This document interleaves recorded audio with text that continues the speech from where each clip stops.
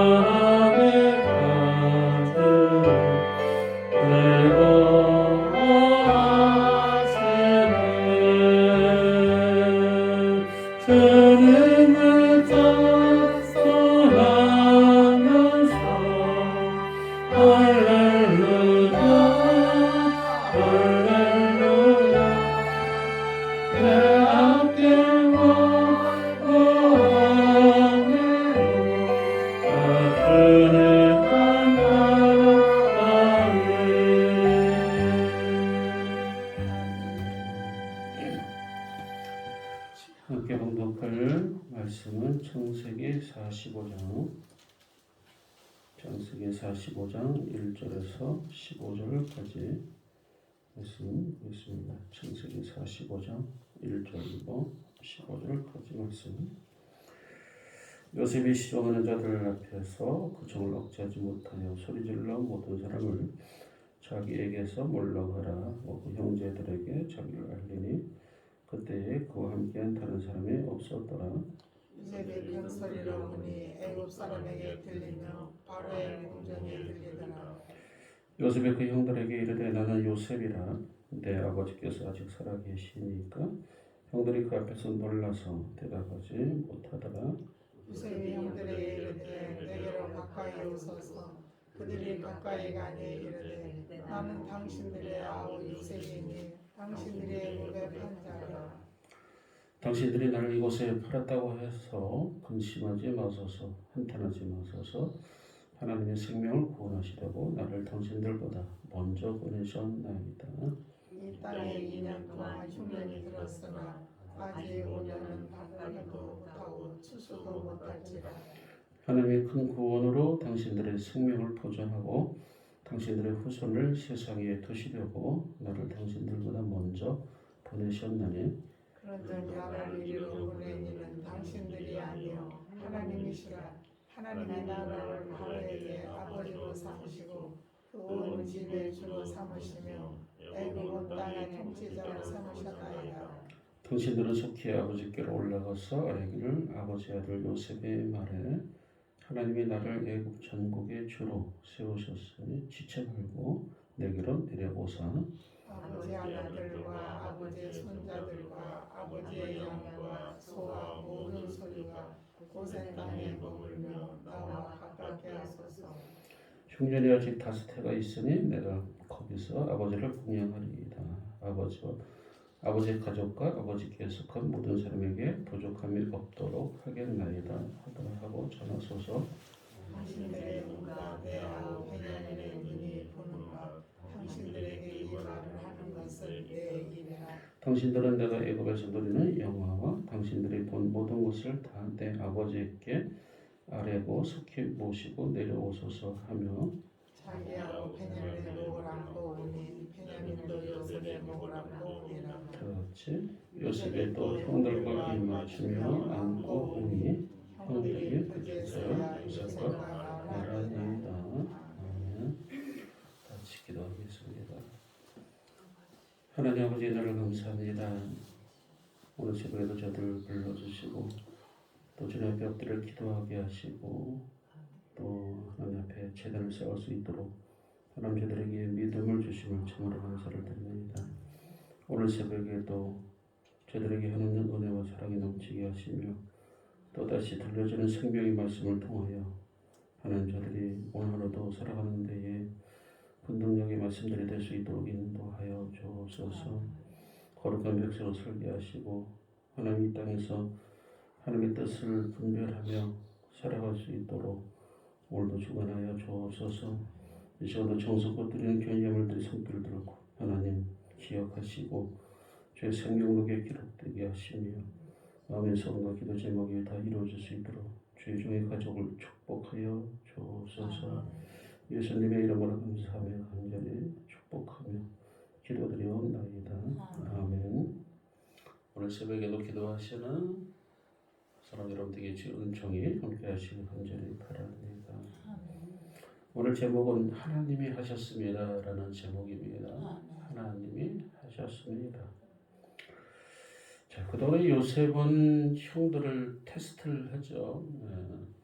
두 번에 걸쳐서 이제 테스트를 하는데 첫 번째 테스트는 요셉이 가지고 있던 은전을 형들 모르게 하필은 베냐민의 그 자루 속에다가 집어넣습니다. 자, 이것은 어떤 테스트냐면은 하나님과 올바른 관계를 이제 그들이 맺고 있는가, 즉 이제 물질 문제를 가지고 테스트를 하고 있습니다. 더 나아가서 그들이 하나님을 두려워하고 있는가.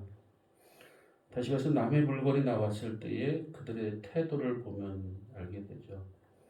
물론 지난번 첫 번째에도 그들은 곡물을 가지고 가다가 여간에서 나귀들에게 여물을 먹이려고 자루를 풀어봤더니 돈다발이 그대로 다 들었어요. 그러면 그들은 그것을 다시 가지고 애굽 총독에게 갖다 줬어야 되는데 지금 사실은 이렇게 돼서 우리가 돈을 훔친 것은 아니고 우리도 모르게 돈이 자루 속에 들었습니다. 이것은 우리 것이 아닙니다. 정당한 대가로 우리가 공물을 샀고 이 돈은 뭔가 사고차고가 된 것 같습니다. 돈을 돌려줬어야 되는데 그때는 그들은 돈을 돌려주지 않고 그대로 집으로 가져갔죠. 그리고 그 사실을 아버지 야곱에게는 털어놨겠습니다. 자, 근데 이번에 두 번째도 역시 똑같은 현상은 똑같습니다. 그런데 그들의 태도는 달라지죠. 두 번째도 역시 돈다발은 그대로 있고 게다가 은잔까지 있는데 하필은 베냐민 자루에서 나온다는 것이죠. 자, 그랬을 때 이제는 첫 번째는 그냥 집으로 갔지만은 이제는 집으로 가지 못하죠. 다시 애굽 총리에게 가죠. 그리고 그들의 이실 축고를 합니다. 자, 이와 같은 상황 속에서 무엇을 우리는 발견하게 됩니까? 첫 번째는 죄에 대해서 둔감한 것이죠. 무감각한 것이죠. 이 죄에 대해서 무감각한 것이죠. 남의 것을 도둑질을 한 것은 아니지만은 그러나 이게 뭔가 사무착오로 인해서 이게 잘못 들어온 돈 또는 통장에 잘못 배달되어 온 돈 이것은 내게 아니기 때문에 다시 돌려줘야 되는데 그러지 못했어요. 그러나 그것으로 인해서 그들은 상당한 시일 동안 최소한 공물을 또다시 살아가는 두 사나들 동안에 참 이 죄로 인해서 그들은 부딪힘을 당했을 것이고 우리는 다시는 이렇게 하면 안 되겠다 이런 생각을 가질 수도 있겠죠. 어쨌든 우리는 민감을 해야 되죠. 늘 회개하는 사람은 죄에 민감한 사람이라고 볼 수가 있겠죠. 그래도 회개한 사람은 늘 회개할 거리가 많은 것이고 회개를 잘 안 하는 분은 회개거리가 없는 것인 것처럼 우리는 죄에는 민감해야 된다는 것입니다. 두 번째 테스트가 뭐였습니까? 이제 다 모든 것이 다 들통이 나버렸고 물론 그들이 의도한 것은 아니지만은 하필은 베냐민 자루에 은잔이 담겨져 있었다는 것이죠. 물론 그들이 의도한 것은 아니었습니다. 하지만 상황은 그렇게 흘러가고 있었다는 것이고 더군다나 이 애굽에서 그들이 항변할 수 있는 것은 아무것도 없습니다. 그저 총리의 분부만 바랄 뿐이고 혹이 그들이 노예로 그곳에 억류돼 있어도 할 말이 없는 아주 정확한 정황이 드러난 상황이죠. 자, 여기서 그들에게 테스트가 주어집니다. 자, 선택의 여지가 있는데 베냐민을 두고 그들이 집으로 돌아가는 것인가 아니면 베냐민과 함께 우리도 똑같이 그곳에서 노예로 있는 것인가 이제 이 부분입니다. 그래서 이 무슨 테스트입니까? 바로 인간관계, 즉 형제 간의 관계를 테스트하는 거예요. 그전 같았으면 뭐 베냐민은 베냐민이고 우리는 우리다 이렇게 제 살 길을 찾아갈 수도 있겠죠. 우리도 집에 가야지 처자식들이 있는데 우리가 여기서 베냐민 하나 때문에 우리가 여기서 억류돼 있을 필요가 있을까? 아마 그들은 베냐민만 남겨놓고 가라고 총리가 말했기 때문에 베냐민만 남겨놓고 갈 수도 있어요. 물론 그전 같았으면 요셉 그 하나 정도 팔아넘기는 것, 요셉 그거까지 하나 죽이는 것, 그들은 별반 문제 삼지 않았죠. 그러니까 결국 요셉을 넘겼던 것이고, 그런데 지금은 또다시 시험거리가 왔습니다. 베냐민만 남겨두고 가라라고 그랬을 때에 그들이 아니다. 우리가 다 있겠다. 그죠? 다 있겠다. 유다는 나만 남겨놓고 돌려보내달라.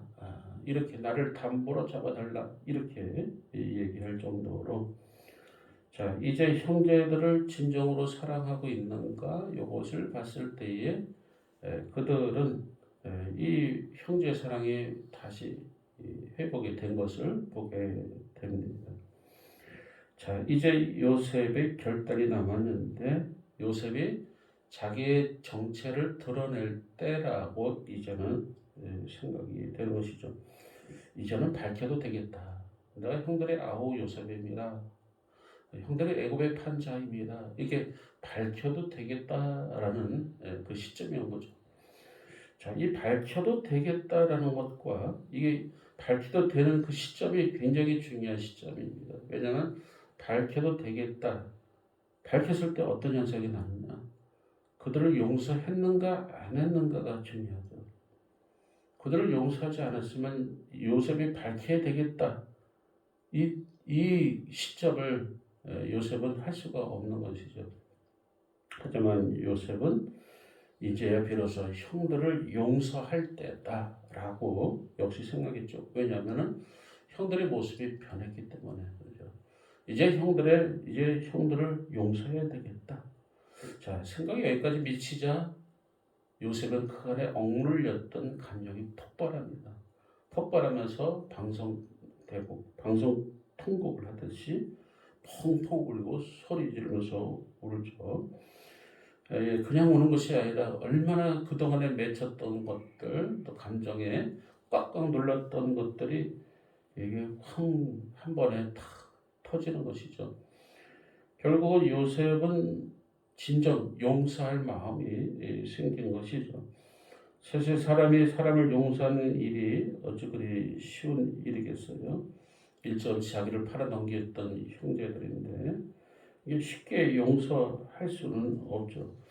그가 17세에 팔려와서 그는 이제는 20년에 대해가는 세월 속에서 그 형들에 대해서 한 번도 잊혀지질 않았겠죠. 고대월 장군의 노예로 끌려와서 감옥으로 들어가서 그의 인생이 험난한 굴곡을 경험한 요셉이 자 물론 이제 총리가 됐긴 했지만은 그러나 지금 요셉은 형들을 복수할 수 있는 위치에 있었던 것이죠. 이게 굉장히 중요한 것이죠. 내가 어떤 위치에 있느냐가 형들을 복수할 수 있는 위치에 있었다는 것이고 안갚음할 수 있는 그런 위치에 있었다는 것이죠. 그런데 요셉을 보십시오. 장유 유서대로 그 형들의 그 나이 순번대로 쫙 세워놓고 그냥 시원하게 안갚음을 하듯이 나 요셉인데 형님들 날 어떻게 했어요? 하면서 그때처럼 한번 또 저한테 한번 욕을 한번 해보시죠. 뭐 여러 가지로 안갚음하고 또 형들을 시원스럽게 뭐 이게 면박을 준다든가 아니면은 때린다든가 그런 위치가 있었다는 그런 위치에 있었다는 것이죠. 하지만 요셉은 형들을 용서했죠. 물론 형들로부터 잊을 수 없는 상처를 받았고 또 형들로부터 극심한 고통을 받은 것 굉장히 원통할 일이죠. 그런데 요셉은 이 모든 것을 용서했다는 것이죠. 우리 주님께서도 우리에게 이 용서에 대해서 늘 말씀하시죠. 주님도 우리 죄인인 우리들을 용서하셨기 때문에 죄 사함을 주신 것처럼 같이 베드로가 몇 번을 형제들 용서해야 됩니까? 라고 물을 때에 7번뿐 아니라 70번씩 7번이나 할 것이다. 다시 해서 예수님께서는 큰 죄인인 우리들을 용서해 주신 것처럼 너희도 용서하라. 성도들끼리 서로 용서하는데 몇 번 해야 됩니까? 70번씩 7번 490번 용서해라. 이것은 이제 무한대로 용서하라라는 문제겠죠. 로마서 12장 17절에 보면 아무에게도 악으로 악을 갚지 말고 모든 사람에게 선한 일을 도모하라라고 말씀해 주고 있습니다. 우리 누구한테 한 대를 맞고는 우리는 더 때려야지 직성이 풀리는 그러한 우리는 다 성질이 다 있죠. 요셉이 은 20냥에 팔렸던 그 과거의 그 기억 속에 이 형들을 만났을 때 뭐라고 정말 이 안갚음이라도 조금이라도 안갚음이라도 할 수 있는 그런 위치에 있었습니다. 하지만 요셉은 꺼이 울죠. 울면서 형들에게 오히려 가까이 와라 하죠. 가까이 와라. 내게로 가까이 와라. 마치 주님께서 우리를 향하여 내게로 가까이 와라라고 하시는 것처럼 요셉도 가까이 오라 하죠. 형들을 가까이 오라. 자, 이랬을 때 형들은 굉장히 놀랍니다. 이 총리였던 사람이 가만히 보니까 요셉이었다는 것이죠. 아니, 이 요셉이 왜 여기 있지? 그 요셉 맞나? 우리가 그 집에서 늘 채색 옷 입고 늘 우리를 굉장히 괴롭힘을 당한 느낌이 드는 이 요셉, 우리가 무슨 일을 하면 꼭 아버지께 고자질했던 요셉, 꿈을 이상 꿨는데 그 꿈을 이렇게 자랑하듯이 얘기했던 그 요셉, 우리가 그 당시에 미워서 아주 그냥 혼이라도 내주고 싶은데 마침 팔아먹었던 요셉, 그 요셉이 맞는가?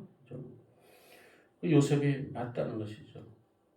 그러니까 오히려 형들이 애고를 팔아넘겼던 요셉이 바로 이 요셉이 그들은 오히려 더 놀랍고 더 두려움에 빠졌어요.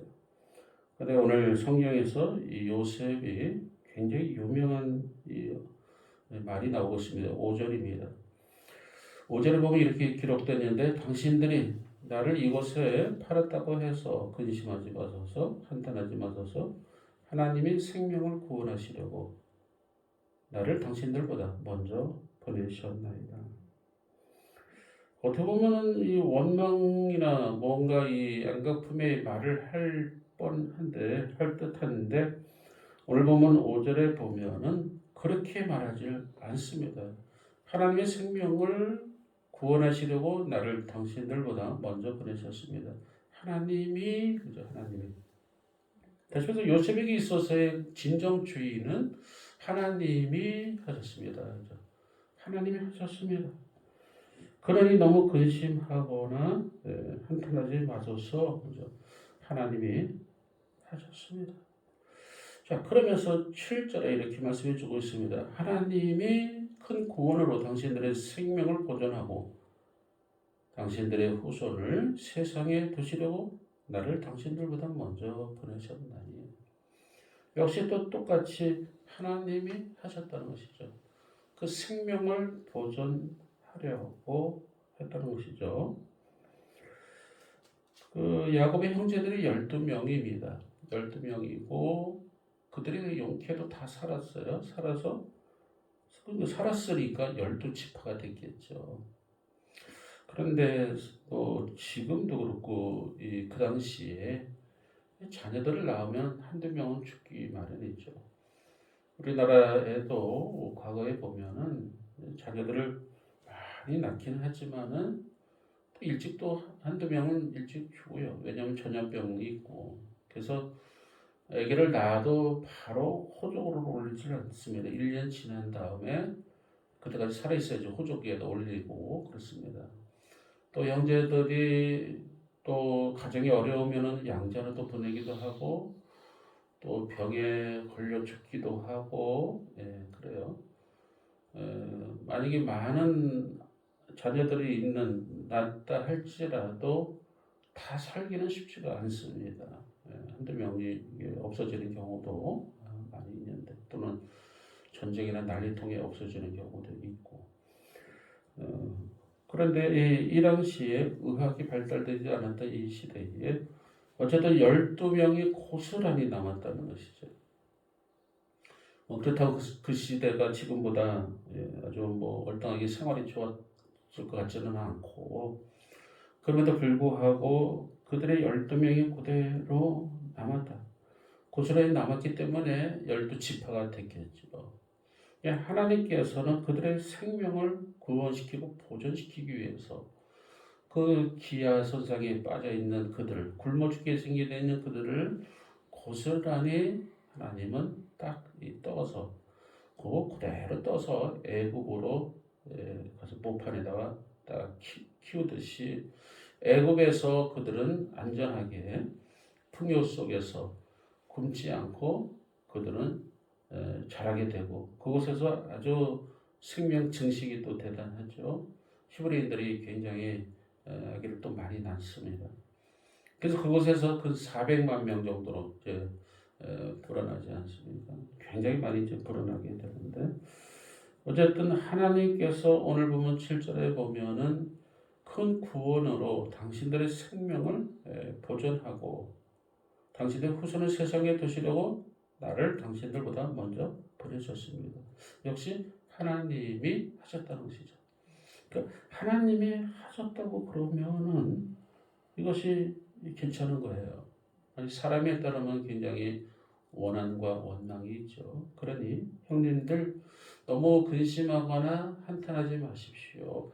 하나님이 당신들보다 나를 먼저 이렇게 보내셔서 그런 환경을 조성하게 하시고 그렇게 분위기를 만들고 형님들을 이렇게 모셔오게 하실 것이죠. 그러니 형님들 너무 두려워하지 말라 그런 것이죠. 다시 말해서 나를 이리로 보낸 자들은 당신들이 아니고 하나님이 하셨다는 것이죠. 오늘 보면 8절에 보니까 아주 이렇게 결론을 맺고 있죠. 그런즉 나를 이리로 보낸 이는 당신들이 아니요. 그죠? 이리로 이 애국으로 보낸 사람은 사실은 형들이 있죠. 왜 팔아 넘겼으니까. 그러니까 형들은 팔아 넘긴 것 때문에 굉장히 고민에 빠지고 근심에 빠졌고 두려움에 빠진 것이죠. 물론 요셉은 4절 끝판에 당신들이 나를 애굽에 판 자다. 이것이 사실이란 말이죠. 그런 사실이죠. 그런데 8절에서 나를 이리로 보내시니 좀 전에는 당신들을 나를 애굽에 판 자, 이를 보낸 자라고 얘기하면서 근데 8절에서는 다르게 얘기하고 있어요. 나를 이리로 보내니는 형님들이 아니고 하나님이셨다는 거죠. 하나님이 나를 바로에게 아버지로 삼으시고 그 온집의 주로 삼으시며 애굽 온 땅의 통치자로 삼으셨나이다. 하나님이 하셨습니다. 이렇게 결론을 짓고 있죠. 만약에 사람이 하듯이 만약에 형들이 정말 했다라고 요셉이 그렇게 알고 있다면 형들을 굉장히 미워했을 것이고 원망했을 것이고 그것을 잊지를 못했겠죠. 근데 요셉은 8절에서 다르게 표현하고 있습니다. 형들이 한 것이 아니라 사람이 한 것이 아니라 하나님이 하셨다는 것이죠. 하나님이 하셨기 때문에 희망이 있고 하나님이 하셨기 때문에 구원된 것이고 하나님이 하셨기 때문에 생명이 있는 것이다. 아멘. 이렇게 말씀해 주고 있어요. 하나님이 하셨습니다. 여러분 우리가 닥치는 여러 가지 환난과 또 근심거리들 이게 뭔가 이루어지는 이 상황 속에서 우리는 굉장히 낙심되기 쉽죠. 그러나 한편 요셉도 그와 같은 많은 것을 겪으면서 결론적으로 오늘 본문에서 우리에게 주시는 메시지는 하나님이 하셨다라는 것으로 요셉은 그것을 간증하고 있죠. 다시 말해서 하나님이 하셨습니다. 애국으로 종으로 팔린 것은 형들이 아니라 하나님이 하셨습니다. 하나님께서 많은 사람들의 생명을 구하기 위해서 그래서 하나님이 나를 애굽의 총리로 세우셨습니다. 내가 총리가 되고 싶어서 된 것이 아니라 하나님이 나를 총리로 세우셨습니다. 하나님이 당신의 생명을 구하기 위해서 나를 당신들보다 먼저 이곳에 보내셨습니다. 계속해서 하나님이 하셨다는 것을 요셉은 우리에게 계속 들려주고 있어요. 오늘 우리에게 필요한 말씀이 이 말씀입니다. 이 새벽에 주시는 말씀이 자꾸 우리에게 귀에 맴맴 돌듯이 주시는 말씀은 하나님이 하셨습니다라는 것이죠. 오늘 하루 동안에도 우리가 모든 일을 당할 때에 하나님이 하셨습니다. 이러면은 우리는 모든 것을 하나님이 주권이니까. 그런데 하나님이 우리를 죽이기 위해서 그러셨겠습니까? 우리를 골탕 먹이기 위해서 그러셨겠습니까? 요셉은 물론 인간적으로 보면 굉장히 골탕 먹었죠. 굉장히 어려움에 수렁에 빠지게 됐죠. 그러나 형님들이 한 것이 아니다는 것이죠. 다시 해서 하나님이 그렇게 하셨다라는 것이죠. 이것을 오늘 성도에게 말씀해 주고 있습니다. 이것을 깨닫는 것은 굉장히 어려워요, 사실은. 근데 이것을 깨닫고 사는 것은 큰 은혜인 줄 믿습니다. 아멘. 네, 우리 은혜 받은 자로서 이것을 깨닫는 그 영적인 하늘문이 팍 열려지는 그런 깨달음 속에서 오늘 하루도 주님과 더불어 동행하시는 저 여러분 되시길 주님의 이름으로 축원합니다. 기도하겠습니다. 은혜 주의 은혜는 하나님이 우리와 함께 하시는 것이고 그 모든 것이 다 하나님이 하셨습니다. 눈물을 삼키며 고통과 고난과 힘듦 속에 있다 할지라도 우리도 역시 요셉처럼 그렇게 고백하는 복된 한 날 되게 하시고 이것이 곧 은혜임을 또다시 하나님 우리가 기억하며 또다시 하나님께 영광되는 오늘 하루가 될 수 있도록 인도하여 주옵소서. 예수님의 이름으로 감사드리며 간절히 기도하옵나이다. 각자 기도하시고 돌아오시길 바랍니다. 주여